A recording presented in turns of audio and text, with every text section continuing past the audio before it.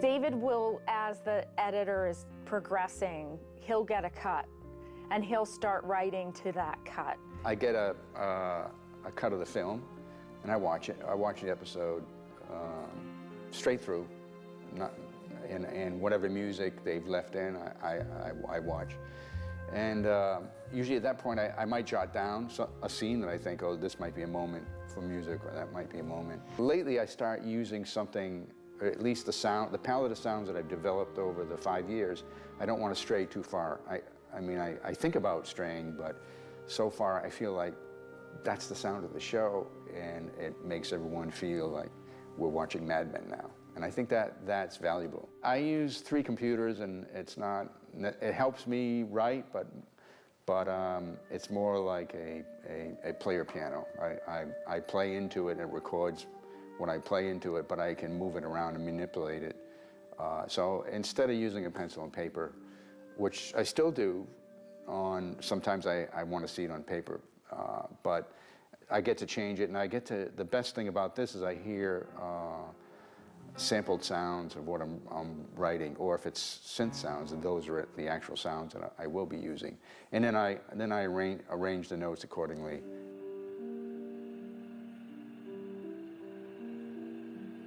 The score develops through the whole show and can be a unique voice, unique for the series, unique for the episode, unique for the show.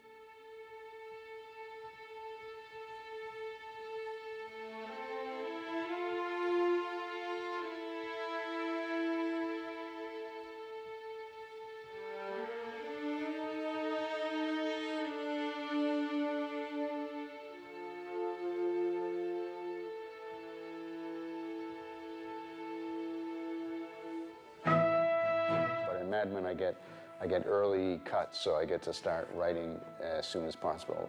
That's one of the good things that Matt involves me. I read every script, and I go to production meetings, and I'm very familiar with how the season's going to go.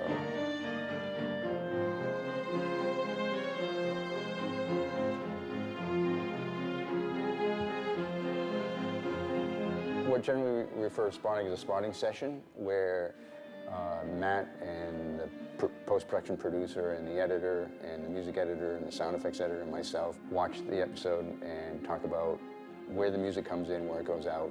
A lot of times there might be 2 stories going on in a scene, and sometimes the music can really reinforce or enhance the story that's not the obvious story. Where a cue starts is really telling the audience who you're feeling for at the moment. Who the cue starts over is really who that cue is about. He calls me when he has the music ready to go and ready to send to me, and he sends me his mock-up. And the mock-up is his electronic rendition of the piece of music that he wrote. And that comes to me in 2 different files. I get an MP3, so an audio recording of how it sounded in his studio. And he also sends me the actual computer data in the form of what's called a MIDI file. And that has all the notes in it and all sorts of other information. And I take the 2 of those and put them back together in software in my studio. And from there, I begin to decide how to put the notes on the page for the orchestra, and if there's anything that I need to change or edit or do a little bit differently to make it work best for the live musicians. Well, there's an emotional quotient to the acoustic score that is not as easy to get with the electronic score. But that said, sometimes you don't want that. Sometimes you want the score to be more icy and not emote so much.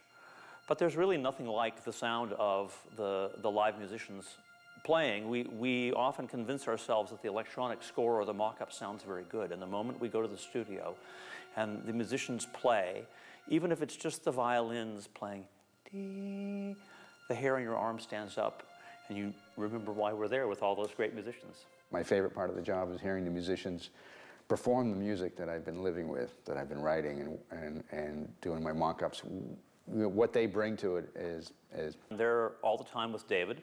David is typically in the room with the orchestra conducting, and I sit in the booth with the recording engineer with a copy of the full score, and I watch every piece and listen as we record and make sure that everything is being played the way I put it on the page and the way David and I have discussed it, because we've typically talked about every cue. And if there are any issues that come up where perhaps something doesn't sound exactly like he'd imagined it, then I try to help find a musical solution.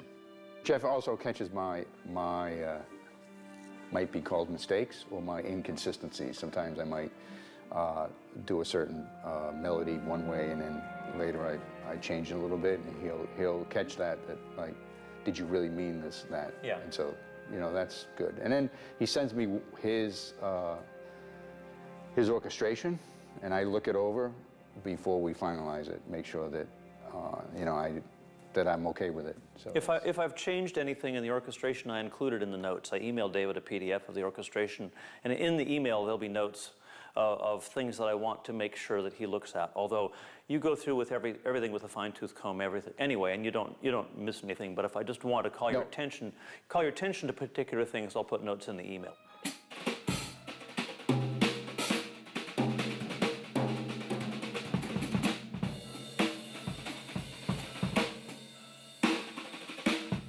I love working on the show. It was a wonderful time for music in America. It was a time when I was growing up, so I know the music of the period. It's a wonderful time for music arranging and orchestration. You have the wonderful arranging of Nelson Riddle, who did so much for Frank Sinatra, Henry Mancini, who did wonderful film and television scores in Hollywood. In fact, I think Mancini wrote the first television score that had jazz in it, Peter Gunn. So I grew up on all of that, and these are the things that David and I mine, and I guess you could say rip off every episode. We're taking colors, we're taking things for our palette from Nelson Riddle, from Henry Mancini, from the music of the era, and it's wonderful to do that. It's a thrill. More obscure woodwinds, but normally things that were common to the time. For instance, we were talking about Mancini. We like to use alto flute and bass flute, which you don't see every day. But those were instruments that were commonly used in television and film music in the 60s, so they help add to the atmosphere.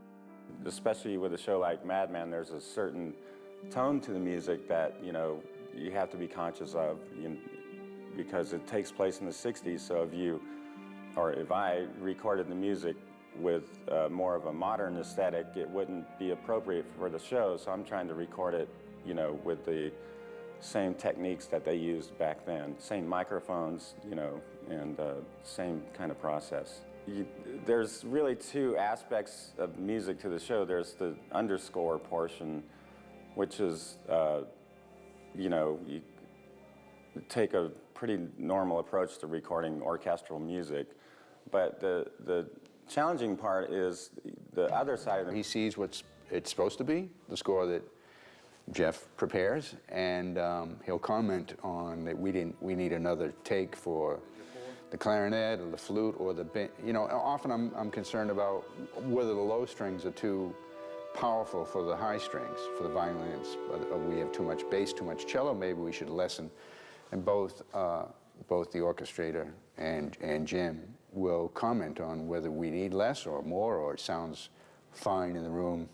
Because I'm in a different space. I'm in the room, and I have my headphones half on, half off, so I can hear the way the musicians hear it, and then sometimes I hear it, you know, through the board, the mixing board, but I'm not really hearing the way it's going to ultimately be. And Jim's the one who has to mix it, and he's going to have to put up with me if I say, well, can lower the basses and the cellos, you know? And he's going to say, I can't lower the basses and cellos. I told you that when we did it. I'm like, oh, you did tell me that. Developed a process. We, you know, really want the music from one season to the next to be consistent. So, and so, you know, we've developed a process that works, and Jeff is helpful in that too, as far as, you know, we're not hearing the voicing right of the strings or things like that.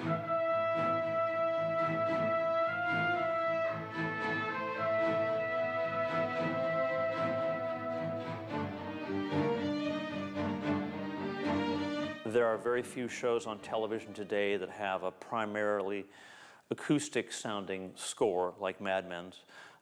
Most TV shows rely very heavily on the electronics, and Frankly, most blend electronics and acoustic instruments, but there are only a handful that are as heavily acoustic in nature as Mad Men. I've been doing this for almost 30 years now, and there's just not a lot of opportunity to record this kind of music anymore. Will be at 0.